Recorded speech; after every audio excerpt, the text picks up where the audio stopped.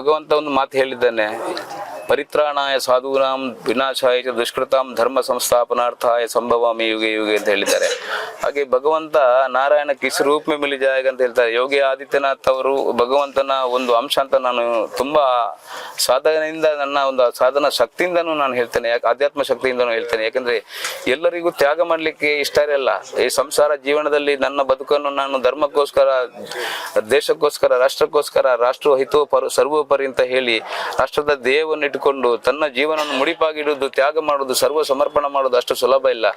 ಅದೊಬ್ಬ ಹೃದಯದ ಅಂತರಾಳದಿಂದ ಮಾತ್ರ ಈ ತರದ ಒಂದು ವ್ಯವಸ್ಥೆ ಮಾಡಿದ್ರೆ ಆವಾಗಲೇ ಅದು ಸಫಲತೆಗೆ ಸಾಧ್ಯ.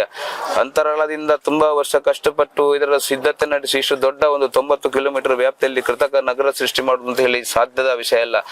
ಹಾಗೆ ಸನಾತನದ ಬಗ್ಗೆ ಯೋಗಿ ಆದಿತ್ಯನಾಥ್ ಅವರು ನಾಥ್ ಪರಂಪರೆಯ ರಾಷ್ಟ್ರೀಯ ಅಧ್ಯಕ್ಷರು, ಹಾಗೆ ಉತ್ತರ ಪ್ರದೇಶದ ಮುಖ್ಯಮಂತ್ರಿ, ತುಂಬಾ ವರ್ಷಗಳ ರಾಜಕೀಯ ಅನುಭವವೂ ಇದೆ.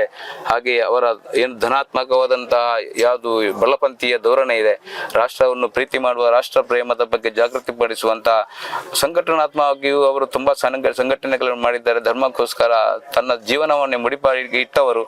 ಅಂತವರು ಒಂದು ದೇಶದ ಕಮಾನನ್ನು ಹಿಡ್ಕೊಂಡ್ರೆ, ನಮ್ಮ ದೇಶದ ಚುಕ್ಕಾಣಿಯನ್ನು ಇಟ್ಕೊಂಡ್ರೆ ಖಂಡಿತವಾಗಿಯೂ ಎಂತ ಒಂದು ಕಷ್ಟದ ವಿರೋಧ ಪಕ್ಷದವರ ಎಂತ ಪಿತೂರಿಗಳು ಎಷ್ಟೇ ಒಂದು ಷಡ್ಯಂತ್ರಗಳನ್ನು ಮಾಡಿದ್ರು ಅದನ್ನು ಸಮರ್ಥವಾಗಿ ಎದುರಿಸುವಂತ ಶಕ್ತಿ ಮೋದಿಜಿ ಮತ್ತೆ ಯೋಗಿಜಿ ಅವರಿಗೆ ಆ ಭಗವಂತನ ಕೃಪೆಯಿಂದ ಸಿಕ್ಕಿದೆ.